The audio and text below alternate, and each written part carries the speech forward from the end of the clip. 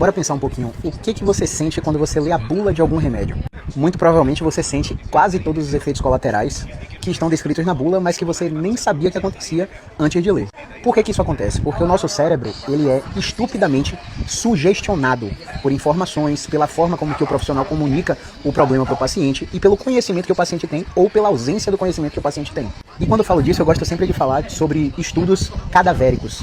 Por exemplo, existe um estudo em cadáveres que as pessoas que não descobriram que tinham câncer viveram em média uma década a mais do que as pessoas que tiveram o diagnóstico de câncer. E a gente pode tirar vários aprendizados disso, né? Sempre baseados em plausibilidade, né? O câncer aumenta o medo, o número de pensamentos automáticos, altera completamente o comportamento e o estilo de vida, aumenta muito a desesperança do paciente e por aí vai. Então, comunicação terapêutica é a chave para resolver qualquer problema. Agora vamos ao tópico principal do vídeo.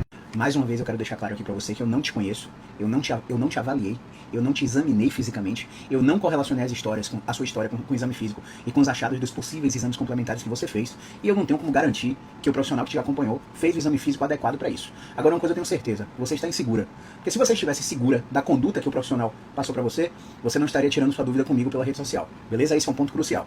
Eu vou trazer aqui 2 artigos que endossam a minha fala sobre síndrome de Caldequina, beleza? Falar pra você que a síndrome de Caldequina é incomum, é extremamente rara e corresponde a 0,04% do total de casos de dor nas costas, beleza? Então ela é secundária a uma compressão do nervo que está ali na altura de L3, L4, L5, S1, mais ou menos. E ela vem associada não só com o que está na imagem, na ressonância, na tomografia. Ela está fortemente associada à disfunção vesical, ou seja, bexiga e intestino ficam disfuncionais. Seu controle esfincteriano, capacidade de prender xixi, prender as fezes, segurar a urina, você fica com incontinência urinária e saddle anestésia, o que esse artigo fala, que é anestesia em cela, que a região genital perianal fica dormente, você não consegue sentir o toque da peça íntima na sua genital. Se todos esses sinais vierem com uma dor ciática, uma dor que irradia na perna, e que geralmente é bilateral, acontece a irradiação na perna dos 2 lados, a gente aumenta o nível de suspeita de síndrome de Caldequina, mas não confirma nada. A gente precisa entender que não é só o que está na imagem e não é só o que o paciente fala. A gente precisa correlacionar a história do paciente, o discurso falado do paciente, que é o que o paciente sente, com o exame físico que a gente aplica em consultório ou por teleconsulta, somado à ressonância magnética. O cruzamento dos 3 fatores faz a gente aumentar muito a probabilidade de você ter o problema. Agora eu quero deixar claro para você uma coisa. O que de pior pode acontecer se você de fato tiver a síndrome de Caldequina? Você vai entrar numa avaliação cirúrgica, provavelmente vai fazer uma cirurgia descompressiva e vai precisar fazer fisioterapia especializada. Ou depois de uma cirurgia como essa, você vai se sujeitar a fazer qualquer fisioterapia por plano de saúde. Aqui eu mostro a imagem para você, que basicamente na classificação da síndrome de Caldequina, o histórico do paciente, 70% deles, tem uma história de dor crônica nas costas.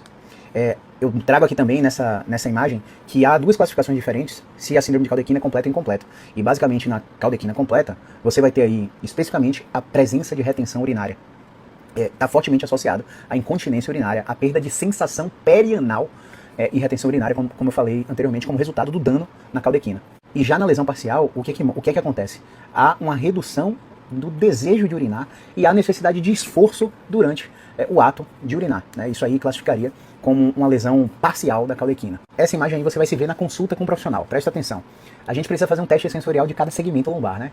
L1 abaixo do trocânter, na região ali da virilha, L2 na parte anteromedial da coxa, L3 na parte femoral medial, lá no côndilo, um pouco acima do joelho, L4 no maléolo medial, lá no tornozelo, L5 no dorso do pé, no terceiro metatarso, para articulação falangiana, S1 lateral do calcâneo, S2 e S4 a fossa poplítea, a prega infraglútea, a região perianal e do períneo. Tudo isso a gente tem exame físico e perguntas especiais para detectar sua sensibilidade. Questionamento socrático agora. O profissional que te acompanha fez esses testes com você? Ou só escutou sua história, pediu uma ressonância e bateu um martelo baseado em hipótese, te amedrontando com o discurso faça repouso para evitar a síndrome de Caldequina? Isso é um discurso que não tem prova científica. O cara tá com crise de dor lombar, faça repouso, porque se você se mexer, basicamente, né, não com essas palavras, se você se mexer, você vai desenvolver uma síndrome de Caldequina. Que cultura de medo é essa?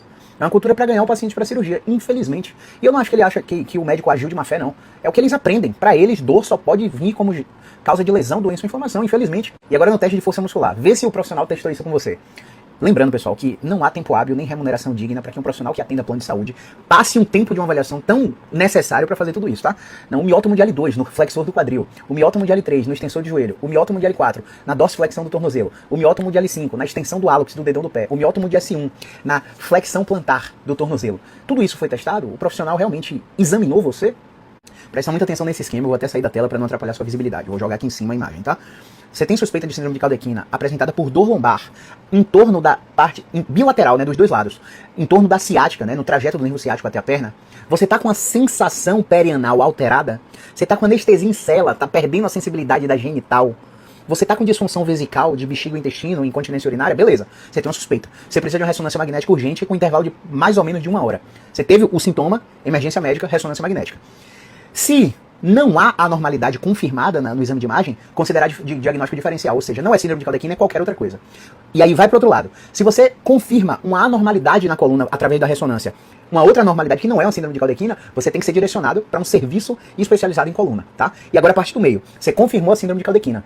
Há uma investigação relevante a ser completada, incluindo testes de bexiga, testes de intestino, de fluxo sanguíneo, testes de eletrólitos, testes de coagulação, testes de marcadores de eletrocardiograma, né? E aí você, somado a isso, você tem retenção urinária. Vai fazer uma inserção de um catéter em você, e a partir daí você vai ser direcionado para um serviço de emergência. E aí, desses 3 caminhos da suspeita de síndrome de Caldequina, qual mais parece com o seu caso? E só para finalizar, para o vídeo não ficar muito grande, acho que a gente sintetizou bem o que a gente quer dizer, baseado em ciência.